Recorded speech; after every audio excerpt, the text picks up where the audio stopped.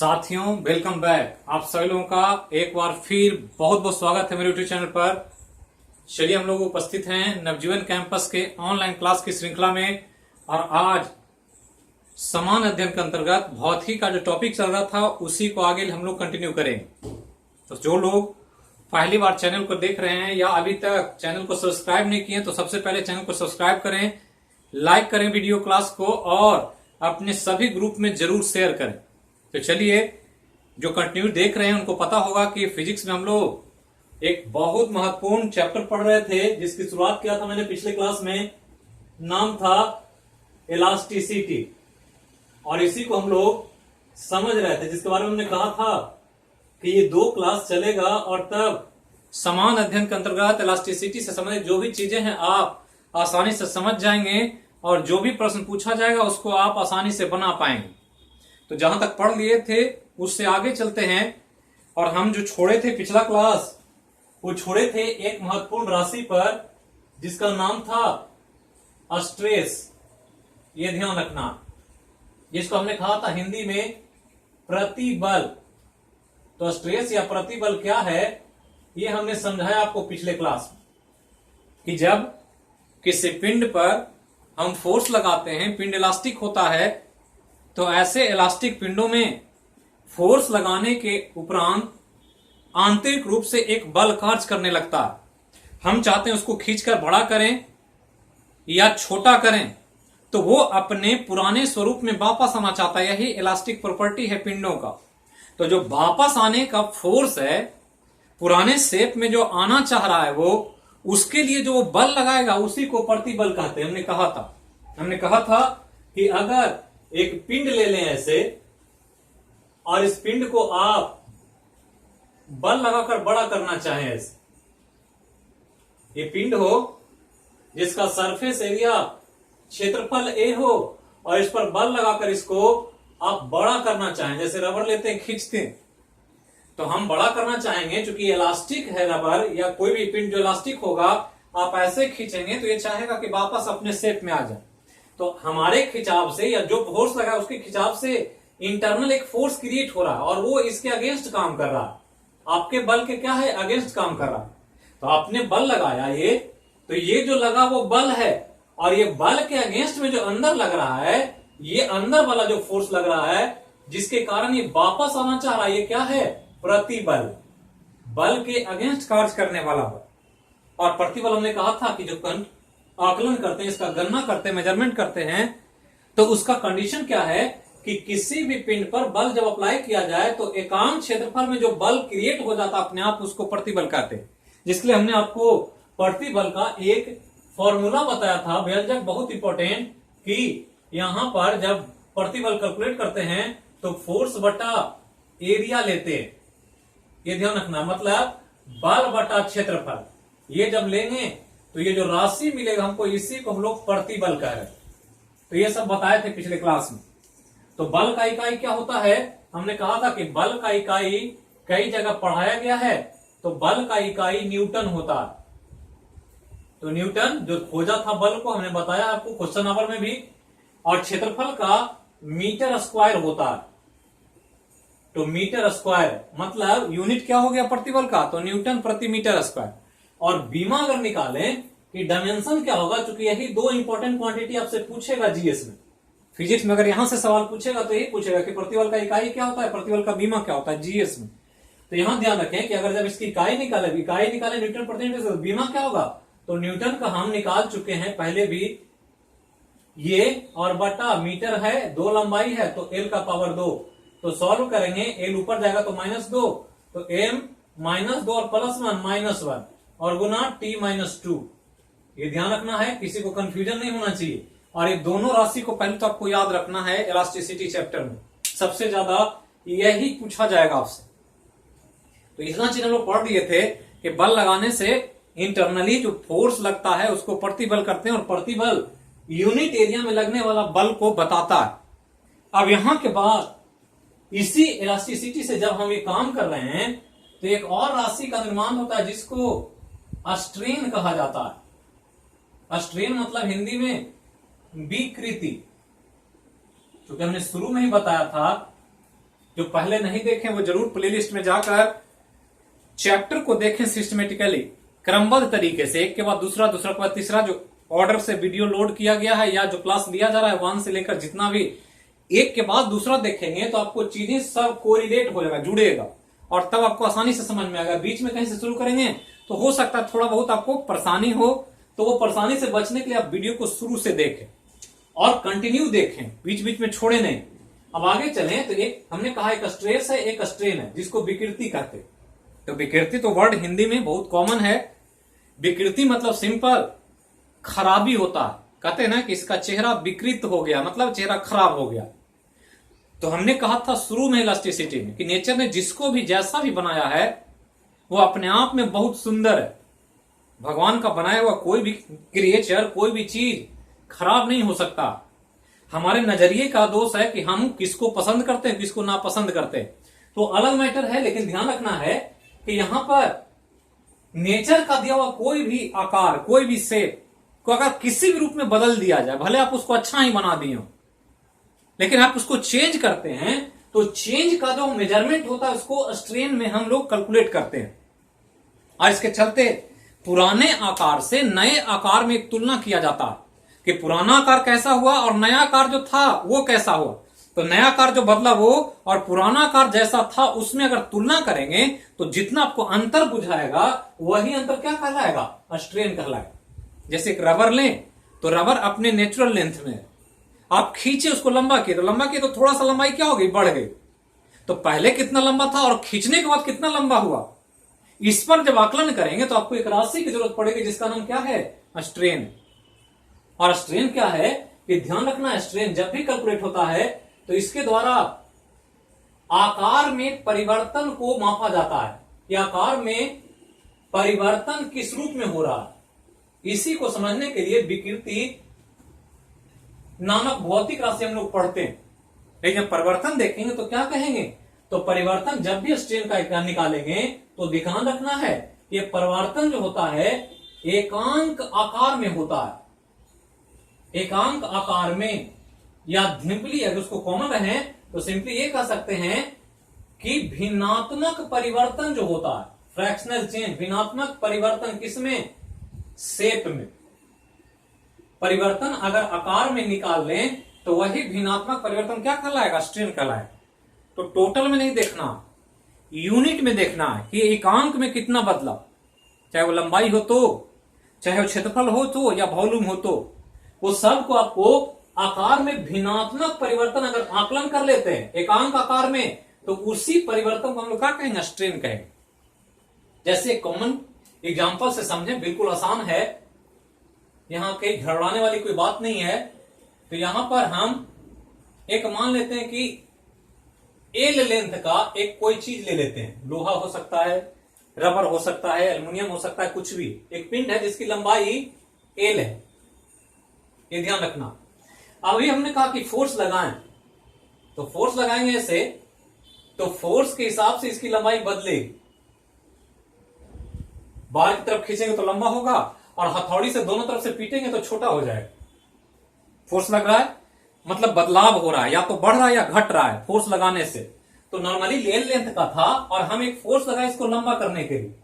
तो फोर्स लगाए, रबर लिए ऐसे और रबर को ऐसे पकड़ के खींचे, तो एल लेंथ का था पहले, और जब फोर्स लगा दिए तो ये रबर एल से इतना बड़ा हो गया खिंचाव के कारण। तो खींचे तो बड़ा होगा और मोटाई इसकी घटेगी, पतला हो जाएगा थोड़ा सा। तो ये एल लेंथ का था, अब कितना हो गया, तो एल पहले था ही और एल में कुछ ना कुछ क्या हो गया, लंबाई बढ़ गया। तो बढ़ा उसको कितना ले लें, तो एल का छोटा एक एल जोड़ देते हैं कि पहले एल था, अब एल प्लस डेल्टा एल है, कुछ बढ़ गया। मान लीजिए 5 मीटर का था और खींचे तो ये 6 मीटर हो गया, मान लेते हैं खींचने से। तो क्या हो गया, 5 मीटर पहले तो था ही और 5 मीटर प्लस 1 मीटर क्या हो गया, बढ़ गया। यही लिखे एल प्लस डेल्टा एल, कि पहले एल लंबाई था ही इसका नेचुरल, लेकिन फोर्स लगा तो थोड़ा सा इसमें चेंज आ गया। तो क्वांटिटी को हम मीटर के रूप में न लिख करके एल प्लस डेल्टा एल लिख रहे हैं कि पहले जितना था उसमें कुछ बदलाव हो गया। अब जब ऐसा हो जाएगा तो आप विकृति कैलकुलेट करें कि विकृति होगा कितना। तो ध्यान रखना है कि हमने क्या कहा कि आकार में परिवर्तन को मापा जाता है, और कैसा परिवर्तन, तो एकांक आकार में। टोटल में नहीं, या भिन्नात्मक परिवर्तन आकार का जो होता है वही उसकी विकृति है। तो इसका फ्रैक्शनल चेंज निकालें तो स्ट्रेन हमको मिल जाएगा। तो फ्रैक्शनल चेंज कितना होगा, स्ट्रेन बराबर आई पूछ दे, इतना दे दिए, हम सब कुछ समझा दिए, तो क्या होगा, तो बदला कितना, तो पहले एल था, अब एल प्लस डेल्टा एल, तो बदला कितना, बदला डेल्टा एल, यही ना बदला, इतना बदला, एल तो था ही पहले, चेंज हो गया डेल्टा एल का, मान लिया 5 मीटर है 6 मीटर, तो बदला कितना, 1 मीटर बढ़ गया, तो बदलाव तो इतना ही है। और कितना बदला, एल लेंथ में बदला, मतलब अगर ये 5 मीटर है और ये 6 मीटर हो गया लंबा करके, तो 1 मीटर 5 प्लस 1 बढ़ गया, 5 तो था ही पहले, 1 इंक्रीज कर गया, तो ये डेल्टा एल क्या है, 1 है, या 1 डेल्टा एल है। तो डेल्टा एल पूरा में, तो एल में कितना, तो अगर 1/5 लिख दें तो यही इसका क्या होगा, विकृति हो जाएगा, कि जो बदला और पहले कितना था उसका रेशियो निकाल दे, तो क्या कहलाएगा, फिजिक्स में विकृति कहलाएगा। मतलब अगर इस कंडीशन में जो चित्र बनाया गया है, स्ट्रेन पूछेगा तो क्या कहेंगे, डेल्टा एल बटा एल, यही विकृति कहलाएगा, और कुछ है नहीं विकृति। यहां चूंकि हम लंबाई ले रहे हैं तो लंबाई लिए हैं, जो आकार लेंगे वहां पर लेना पड़ेगा। अब यहां ध्यान रखना है, यही सबसे इंपॉर्टेंट है आपके लिए, बीपीएससी 65वीं में पूछा गया क्वेश्चन, उठाकर देखेंगे आप, यही स्ट्रेन के बारे में पूछा है, और यही पूछेगा आपसे यूनिट और बीमा, और कुछ नहीं पूछेगा ज्यादा।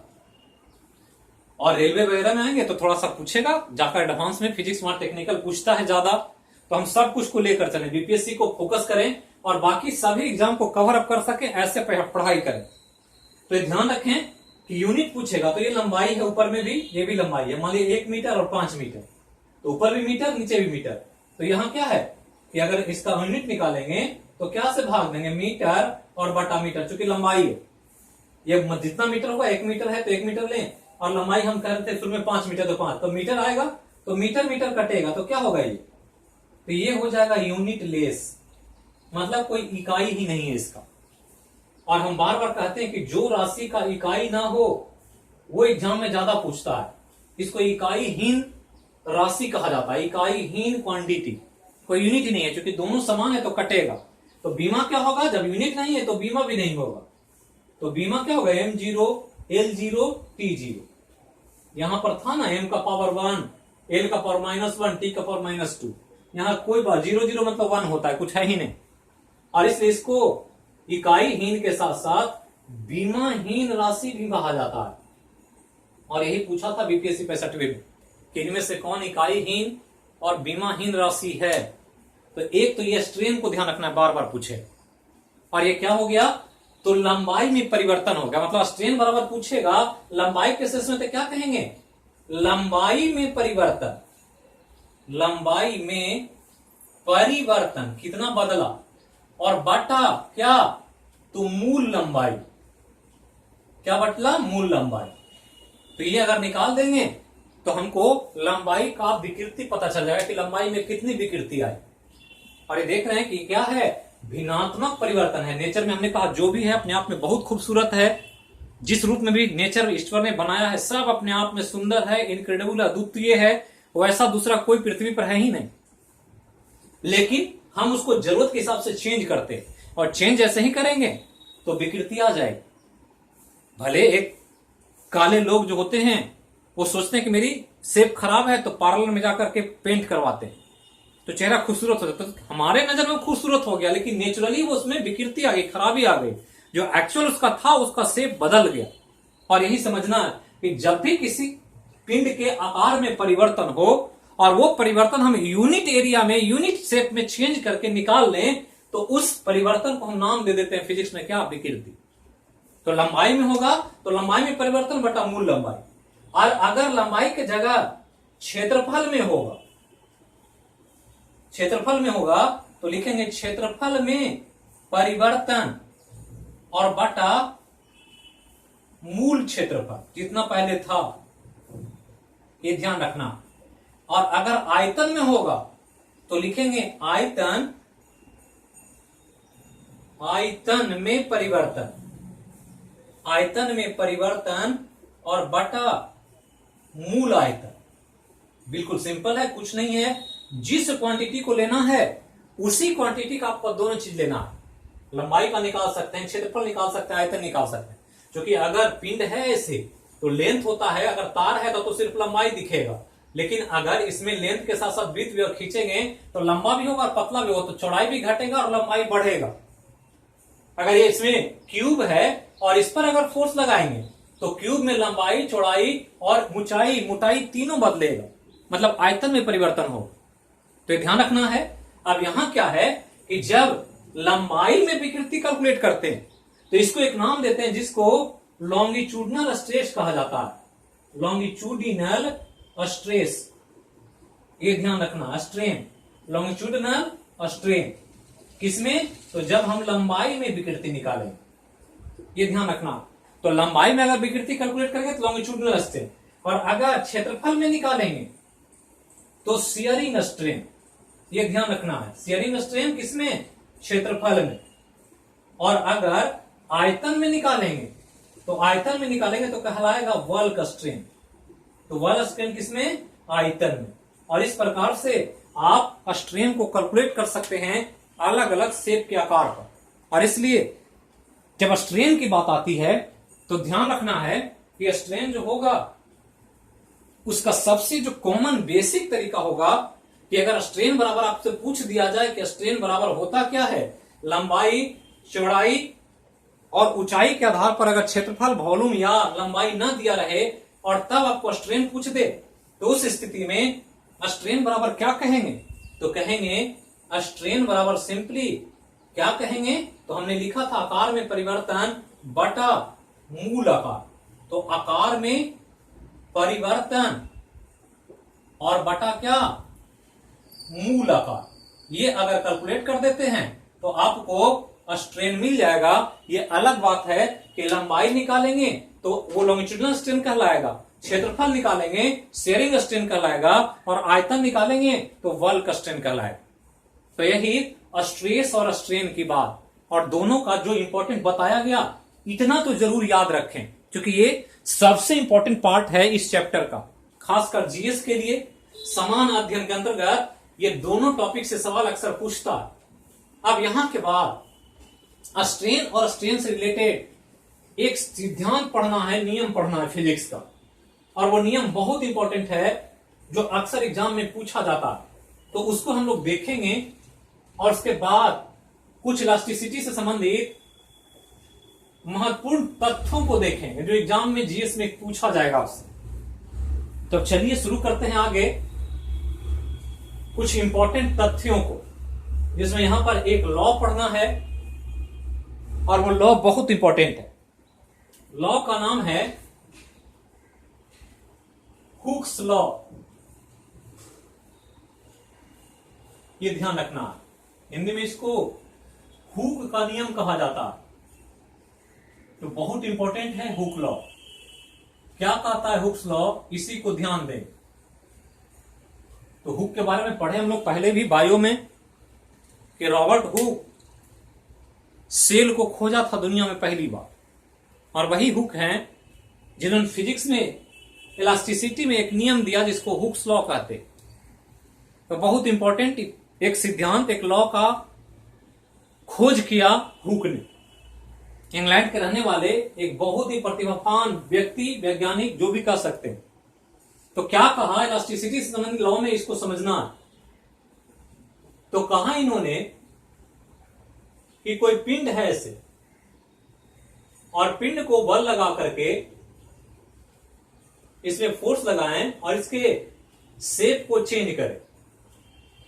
फोर्स लगा करके शेप को क्या करें? बड़ा करें, चेंज करेंगे। बड़ा करने का मतलब क्या हो गया? फोर्स लगाने से इसमें क्या आ गई? विकृति आ गई, विकृति आ गई, स्ट्रेन हो गया। क्योंकि जैसे ही शेप बदला विकृति तो आएगा, नेचुरली कहा गया है कि जैसे ही शेप चेंज होता है तो विकृति आ जाती। तो आपने बल लगाया और बल लगाने से विकृति आ गई, और विकृति आएगा तो अंदर में क्या क्रिएट होगा? प्रतिबल क्रिएट होगा, जो चाहेगा इसको खींच करके पुराने शेप में वापस लाना।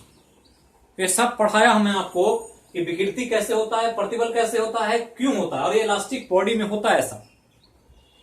अब यहां ध्यान दें कि एक पिंड है ऐसे रबर का, और इसको खींचे, ऐसे खींच करके लंबा कर रहे हैं आप। तो शुरुआती में खींचेंगे तो अंदर का बल छोटा होगा कि बड़ा होगा?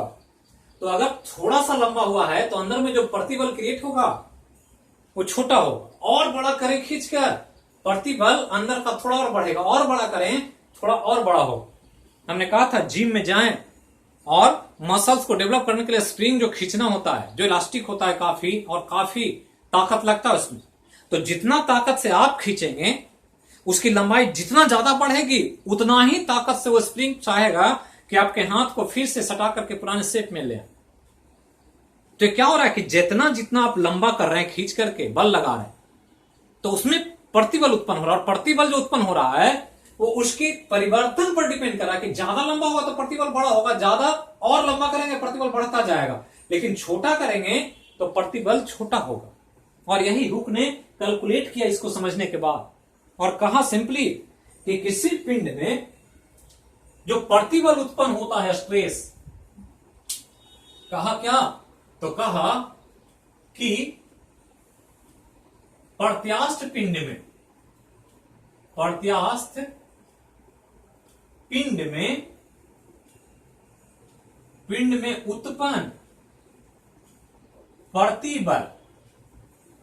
उत्पन्न प्रतिबल विकृति का सीधा समानुपाती होता है, सीधा समानुपाती होता है।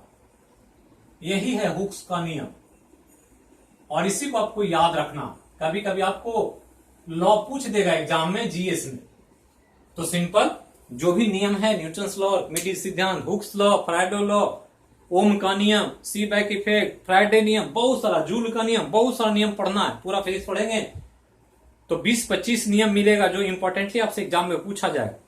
उसमें एक ये भी है हुक्स लॉ। तो हुक्स लॉ की जब बात आती है, हुक का नियम, तो ध्यान रखना कि हुक ने यही कहा कि प्रत्यास्थ पिंडों में उत्पन्न जो प्रतिबल होता है वो विकृति का सीधा समानुपाती होता है। कहने का क्या मतलब, मतलब कि जैसे जैसे आप विकृति इसको बड़ा करेंगे, साइज ज्यादा बढ़ाएंगे, प्रतिबल भी उतना ही बढ़ेगा। अगर साइज छोटा करेंगे, ज्यादा परिवर्तन नहीं करेंगे, तो प्रतिबल भी छोटा हो। स्प्रिंग को ज्यादा खींचेंगे तो स्प्रिंग ज्यादा ताकत लगाएगा अंदर की तरफ, कम खींचेंगे तो स्प्रिंग अंदर की तरफ कम ताकत लगाएगा। और इसी को हुक्स लॉ के रूप में जानते हैं। अर्थात यहां पर एक नियम दे दिया कि stress is directly proportional to strain. यही ना है, यह है प्रतिबल समानुपाती किसका, विकृति का। यही तो है नियम हुक्स का, प्रतिबल इज डायरेक्टली प्रोपोर्शनल टू विकृति। आप ऑप्शनलिटी हटाएंगे, लॉ है तो ऑप्शनलिटी हटाएंगे तो प्रतिबल बराबर के इंटू विकृति होता है, के इंटू विकृति होता है। अर्थात के बराबर क्या होगा, तो प्रतिबल और बटा विकृति, प्रतिबल बटा विकृति। ये आपको एक नया फॉर्मूला है, इसी को ध्यान रखना। के बराबर क्या मिला, प्रतिबल बटा विकृति। जो के कहां से निकला है, हुक्स लॉ से आया, और यही के बहुत इंपॉर्टेंट है। तो stress is directly proportional to strain. Stress बराबर प्रतिबल होता है, स्ट्रेन और विकृति होता है। प्रतिबल बराबर नहीं है तो कांस्टेंट एक आएगा के गुना विकृति, तो के बराबर प्रतिबल बटा विकृति। तो यहां पर के को ध्यान रखना, और के को कहते हैं coefficient, coefficient of elasticity, elasticity. इसको प्रत्यास्था गुणांक कहा जाता है। क्या कहते हैं, प्रत्यास्था गुणांक, प्रत्यास्था गुणांक कहा जाता है इसको। और प्रत्यास्था गुणांक बहुत इंपॉर्टेंट है एग्जाम के लिए। और इस चैप्टर में जो भी टॉपिक पढ़ रहे हैं आपके लिए हम कहा बार बार कि यूनिट और डायमेंशन इतना ही ध्यान रखना। ये तो उस कॉन्सेप्ट को समझने के लिए हम इतना डिटेल में आपको समझा रहे हैं कि कंफ्यूजन ना हो, जो पढ़े बिल्कुल आपको कॉन्सेप्चुअली याद रहे और याद करना बिल्कुल आसान हो जाए। अब यहां पर कोफिशिएंट ऑफ इलास्टिसिटी की बात हम कह रहे हैं, तो कोफिशिएंट ऑफ इलास्टिसिटी को देखें और के बराबर आपसे पूछ दे कि के बराबर क्या होता है, तो कोफिशिएंट इलास्टिसिटी होता है। तो के का यूनिट पूछ दे कि यूनिट क्या होगा, के का यूनिट। यही बहुत इंपॉर्टेंट है एग्जाम के लिए, खासकर समान अध्ययन में या समान विज्ञान में। तो यहां पर क्या है, प्रतिबल है, विकृति। तो प्रतिबल का भी हमने निकाला था न्यूटन प्रति मीटर स्क्वायर, और बटा नीचे क्या है, कोई राशि नहीं, ये तो राशि हीन है। तो यहां क्या है, नीचे इकाई हीन है, क्योंकि विकृति का कोई इकाई होता नहीं। तो नीचे वाला कटेगा तो बचेगा क्या, तो यूनिट बच जाएगा, यही नाम होगा न्यूटन प्रति मीटर स्क्वायर। ये हो गया यूनिट किसका, तो दोनों का, किसका, दोनों का। और स्ट्रेस का तो पहले से था ही, कोफिशिएंट ऑफ इलास्टिसिटी का भी यूनिट यही होगा, न्यूटन प्रति मीटर स्क्वायर। अब इसका बीमा पूछे, डायमेंशन, तो बीमा पूछेंगे तो क्या होगा, तो न्यूटन का बीमा हम निकाले थे पहले भी, ml t-2 और बटा L2 एरिया का, क्षेत्रफल का, तो कितना होगा ml-1 t-2।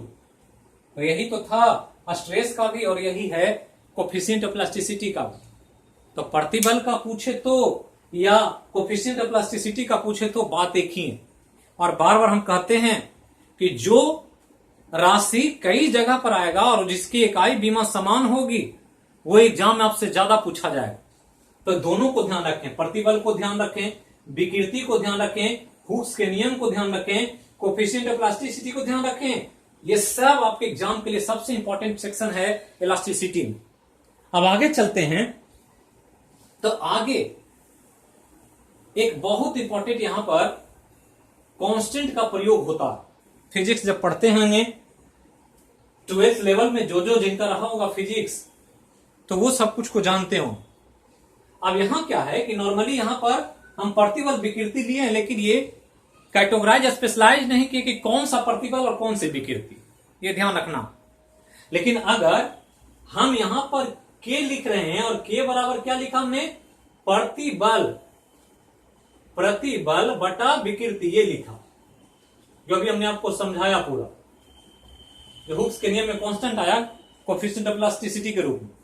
लेकिन अगर प्रतिबल के जगह पर अनुदैर्ध्य प्रतिबल ले ले, अनुदैर्ध्य प्रतिबल ले ले, और विकृति के जगह अनुदैर्ध्य विकृति ले ले,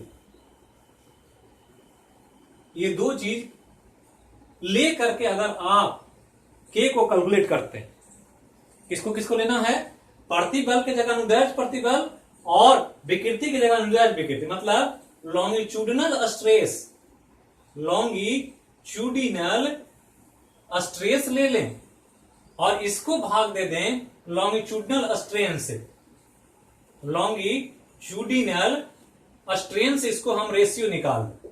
तो अब ये के नहीं कहलाएगा, तब ये क्या कहलाएगा, बाई कहलाएगा। ये क्या कहलाएगा, बाई कहलाएगा। और इस बाई का एक नाम है जिसे यंग्स मॉडुलस कहा जाता है। तो यंग्स नामक वैज्ञानिक ने खोजा, इसलिए यंग्स मॉडुलस कहते हैं इसको। तो यंग्स मॉडुलस बाई, तो के दे दिया तो कोएफिशिएंट ऑफ इलास्टिसिटी, और बाई दे दिया तो यंग्स मॉडुलस। तो याद रखना कि यंग्स मॉडुलस जब भी निकलेगा तो वह प्रतिबल, वह विकृति लिया जाएगा जो लंबाई में होता है। हमने कहा था लंबाई में अगर चेंज होगा तो उसके लिए लॉन्गिट्यूडिनल वर्ड जुड़ेगा उसमें, और लॉन्गिट्यूडिनल स्ट्रेस हो और लॉन्गिट्यूडिनल स्ट्रेन हो, दोनों का रेशियो निकाल दें तो एक रेशियो के रूप में कांस्टेंट जो प्राप्त होगा उसका नाम क्या होगा, यंग्स मॉडुलस हो। अब यंग्स मॉडुलस का अगर पूछ दे यूनिट और डायमेंशन तो क्या होगा, यंग्स मॉडुलस का पूछ दे, ये ना दे घर्षण गुणांक या प्रत्यास्था गुणांक या कोएफिशिएंट ऑफ इलास्टिसिटी, क्या दे दे, यंग्स मॉडुलस दे दे। इसका यूनिट और बीमा पूछे तो इसका यूनिट बीमा क्या होगा, यहां प्रतिबल है, विकृति है, विकृति का तो न इकाई होता है न बीमा होता है, यहां प्रतिबल है, प्रतिबल का तो फोर्स पॉइंट एरिया होता है। तो इसका भी यूनिट क्या होगा, जब इसका यूनिट निकालेंगे तो ये भी न्यूटन प्रति मीटर स्क्वायर, या और में बीमा लिखें, बीमा, जब बीमा लिखेंगे तो क्या आएगा, तो बीमा यही आएगा जो पहले आया था ml-1 t-2। तो यही तो क्वांटिटी में समानता है, चाहे कोएफिशिएंट ऑफ इलास्टिसिटी पूछे तो सेम, और स्ट्रेस पूछे तो सेम, या यंग्स मॉडुलस पूछे तो सेम, बात एक ही है। और हम इसलिए कहते हैं कि कंफ्यूजन इसलिए होता है कि नाम अलग अलग है लेकिन यूनिट और डायमेंशन सबका समान है, और इसलिए एग्जाम में बार बार ऐसे प्रश्न आपको कंफ्यूज करने के लिए पूछा जाता है। तो ये हुक्स का नियम याद रखना कि stress is directly proportional to strain. किसी को आप विकृति करेंगे तो निश्चित तौर पर वो प्रतिबल ज्यादा करेगा। किसी को तंग करते हैं तो रिएक्शन छोटा मिलता है, जब छोटा बहुत तंग करे। जब ज्यादा तंग कर देंगे किसी को तो रिएक्शन भी उतना ही बड़ा मिलेगा। और ये नेचुरल फिनोमेना, स्वाभाविक प्रक्रिया है, नेचर में ऐसी घटनाएं घटती है। देखते हैं कि जो कमजोर होते हैं उनको लोग अक्सर एक्सप्लॉइट करते हैं, शोषण करते हैं, दबाते हैं। लेकिन थोड़ा बहुत दबाएंगे तो थोड़ा बहुत वो रिएक्ट करेगा, गुस्सा करेगा, आपसे बात करना बंद कर देगा। लेकिन ज्यादा अगर आप उसको परेशान करेंगे तो कभी ना कभी वो बगावत कर देगा। और यही हुक्स का नियम कहता है कि जैसे जैसे हम विकृति बढ़ाएंगे प्रतिबल उसी हिसाब से बढ़ता चला जाएगा। Stress is directly proportional to strain. ये ध्यान रखना है, ये नियम किसका? हुक्स का। और ये नियम इलास्टिक पिंडों में लागू होता है, ये ध्यान रखना।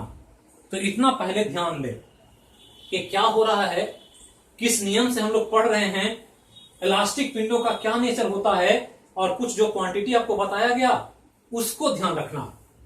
अब इतना पढ़ लिए तो इलास्टिसिटी में और भी बहुत कुछ है, लेकिन जो एग्जाम के लिए जरूरी है वो मैं 2-3 और पॉइंट आपको बता देता। तो इलास्टिसिटी टॉपिक से जो भी क्वेश्चन आपसे पूछा जाएगा वो बन जाएगा समान अध्ययन में। टेक्निकल एग्जाम में कुछ और भी पढ़ना होगा, लेकिन समान अध्ययन में जो भी पूछा जाएगा आप आसानी से बता पाएंगे।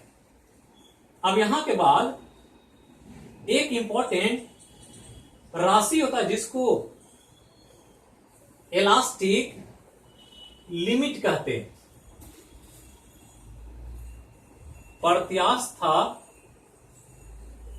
प्रत्यास्था सीमा बहुत इंपॉर्टेंट है।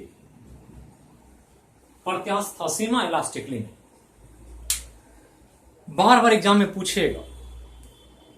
अब इसको समझना है थोड़ा सा कॉन्सेप्चुअली और उसको इंप्लीमेंट करना है लाइफ में, तभी आप चीजों को याद रख पाएंगे।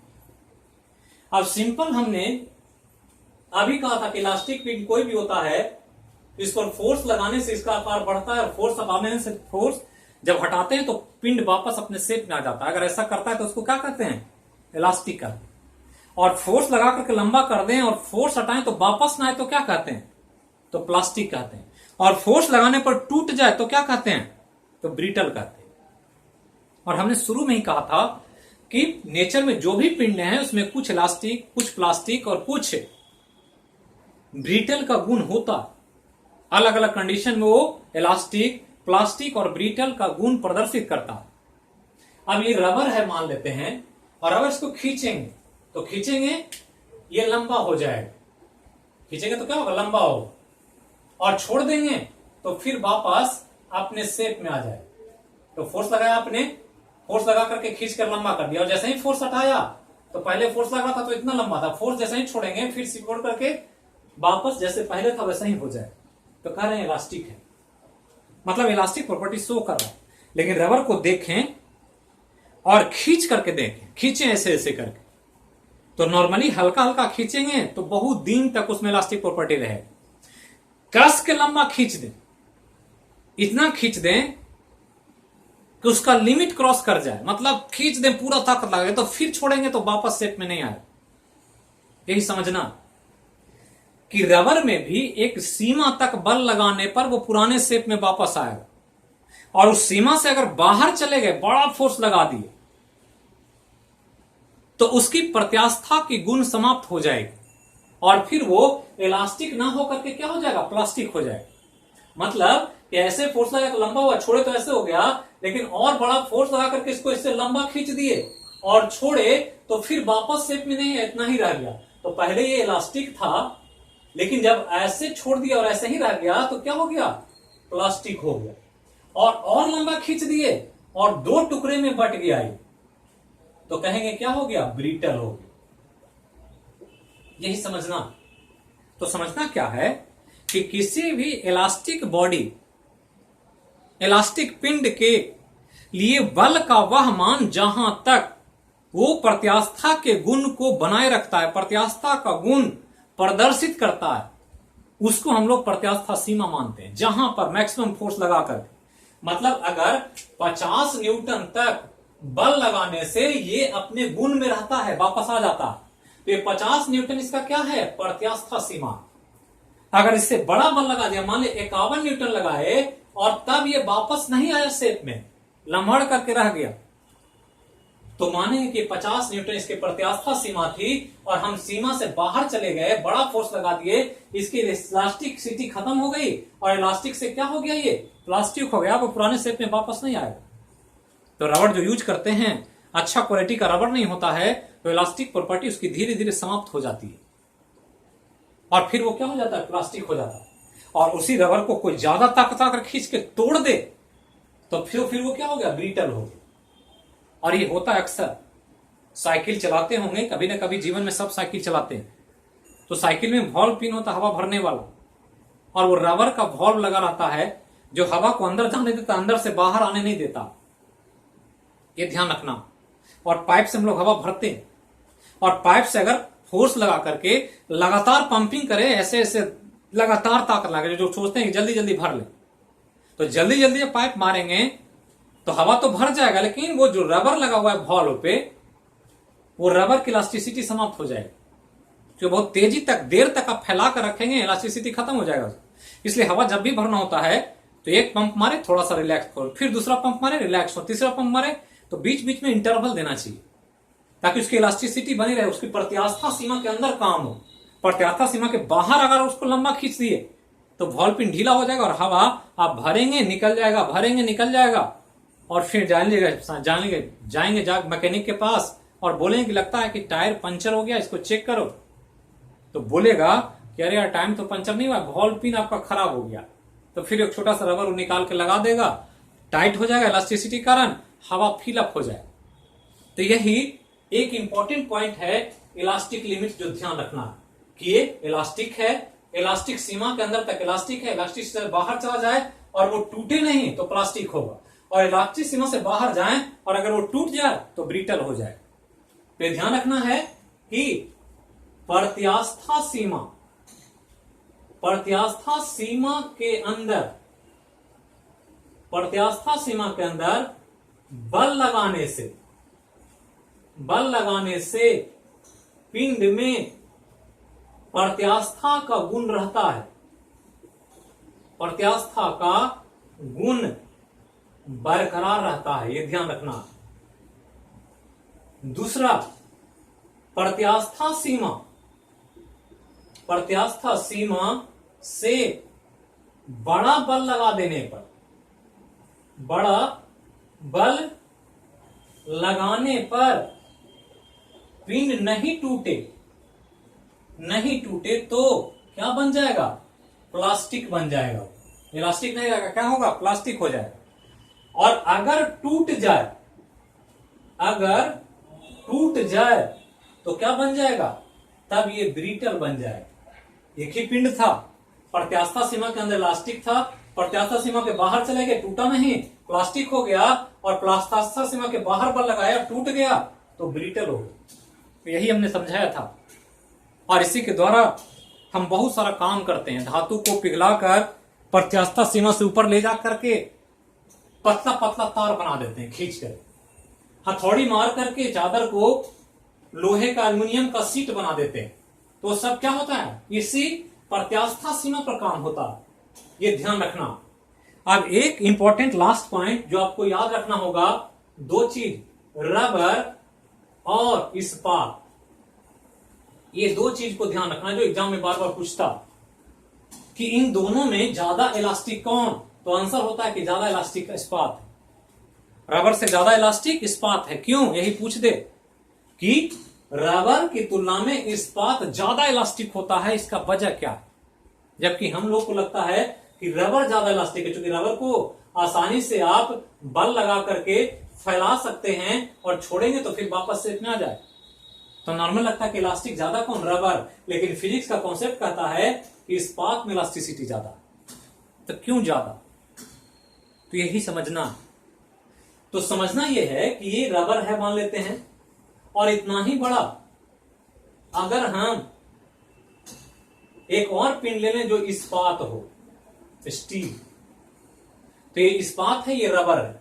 दोनों बराबर लेंथ का है, जितना लेंथ इसका है उतना ही लेंथ इसका।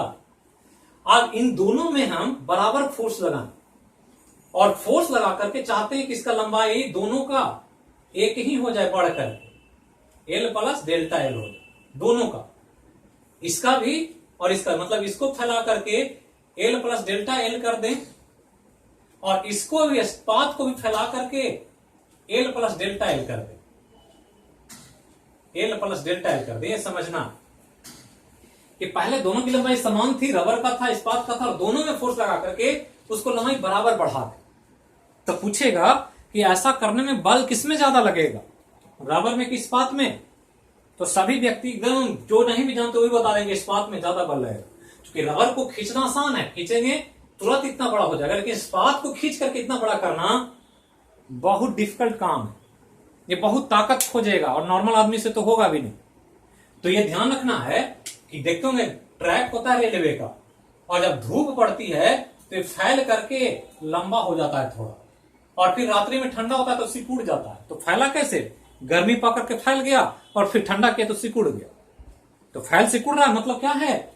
इलास्टिक तो है इस्पात, लेकिन यहां पर जो हमको इस्पात रबर से ज्यादा है। क्यों? क्योंकि इतना करने के लिए जो समान काम किया गया, इस्पात में बल क्या चाहिए? ज्यादा बड़ा बल चाहिए। और यही समझना क्या है कि समान विकृति उत्पन्न करने के लिए जिस पिंड में बल अधिक लगता है उसे ज्यादा इलास्टिक माना जाता है। यही याद रखना है, जो आपको रट करके आप लोग याद करते हैं कि इस्पात ज्यादा इलास्टिक है। क्यों इलास्टिक है? क्योंकि इस्पात में और रबर में अगर समान विकृति पैदा करना हो, समान लंबाई बढ़ाना हो, तो आपको इस्पात में बहुत बड़ा फोर्स चाहिए, इसमें फोर्स छोटा चाहिए। और समान विकृति पैदा करने के लिए जिस पिंड में ज्यादा बड़ा बल अधिक लगेगा उसको ज्यादा इलास्टिक माना जाता है, फिजिक्स के कॉन्सेप्ट के अनुसार।